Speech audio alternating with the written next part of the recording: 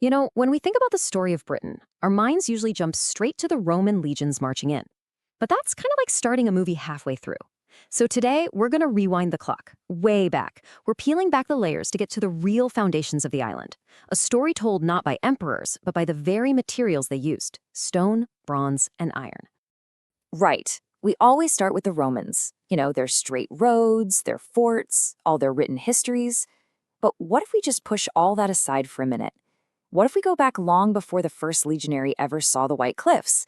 What if the real foundational story of Britain actually got started 6,000 years ago?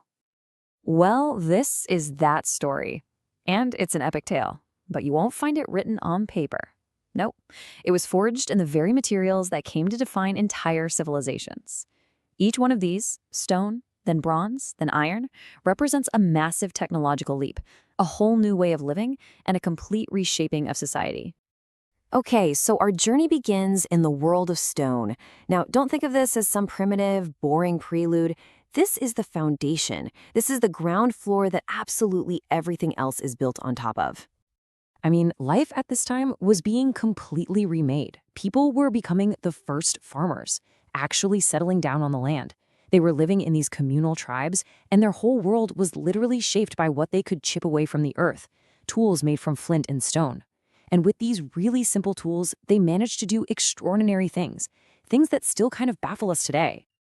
Just think about Stonehenge or a place like Skara Brae. These were incredible feats of engineering and, just as importantly, social cooperation on a huge scale. But there was a hard limit. Stone is heavy, it's brittle, and it pretty much tied these people to the ground right under their feet. A revolution was desperately needed. And that revolution, it came in the form of metal. And the change was, well, it was everything. You go from stone, which is everywhere, kind of fragile and available to pretty much anyone, to bronze. And this new material, it was rare, it was strong, you could melt it down and reshape it, and, most importantly, it was a technology that could be controlled by an elite few. So, see, this wasn't just about getting better tools.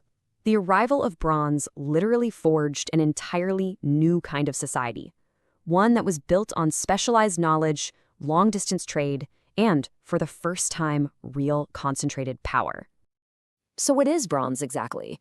Well, you can't just dig it out of the ground like a rock. It's an alloy, a really precise recipe of two other metals, copper and tin. Now here's the catch. The places you could find copper and the places you could find tin were often hundreds, sometimes thousands of miles apart. So to even make bronze, you needed the materials, yeah? But you also needed secret knowledge and vast trade networks.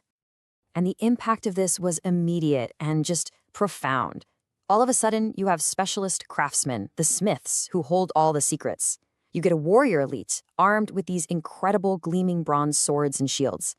Britain is now connected to Europe through the first real long-distance trade routes. And all of this leads to the rise of powerful chiefdoms, individuals who now control the flow of this precious new material. This quote really gets to the heart of it. The real source of power wasn't just about owning a bronze axe. It was about controlling the information on how to make one. You could almost call it the world's first information technology. If you controlled the metal, you controlled society. Simple as that. But for all its strengths, the Bronze Age was basically built on scarcity. Copper and tin, they just aren't that common. And that rarity is what kept society looking like a steep pyramid, with a tiny, super powerful elite at the very top. The whole system was strong, sure, but it was also pretty brittle. It was just waiting for the next big disruption. And that disruption was iron. Look, if bronze was the high-tech material of the elite, iron was the technology of the people. It was a great equalizer, a force that would, once again, tear down the old order and build something completely new in its place. And this chart shows you the fundamental difference. The ingredients for bronze were rare. They were isolated. But iron ore? Oh, it was everywhere. You could find it in bogs, in hillsides, all across the entire island. The real challenge wasn't finding the stuff. It was mastering the much, much hotter and trickier process of smelting it. But once that knowledge got out, it kicked off this incredible chain reaction. Suddenly, metal was accessible to way more people. This meant stronger, better farming tools, like iron-tipped plows that could really dig in. Better tools led to a huge surge in food production, which in turn fueled a massive boom in the population. So with all these new people, where did they all live? Well, the answer is one of the most iconic features of this whole age, the hill fort. Now, these weren't just forts. They were basically fortified towns. They were centers of trade and symbols of power for these growing tribes. And the fact that they needed these massive defensive walls, well, that tells you this was a much more crowded and probably more competitive world. And here's the crucial point. The Iron Age is what created the world that the Romans eventually ran into. The larger, more organized, and often warring tribes, with their unique art and culture, what we tend to call Celtic, they were the direct result of this Iron Revolution. All right, so let's just pull back for a second and look at the whole incredible journey we've just covered, from these scattered farming communities all the way to a land of powerful tribes, right on the edge of the Roman Empire. You can really see the whole story laid out so clearly here.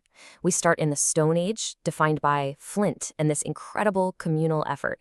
Then we get the Bronze Age, totally transformed by a rare, precious metal that creates powerful, elite chiefdoms. And finally, the Iron Age, this disruptive era fueled by an abundant, widespread metal, which leads to larger tribes and, more conflict. Each age was its own distinct world, built right on the foundations of the one before it.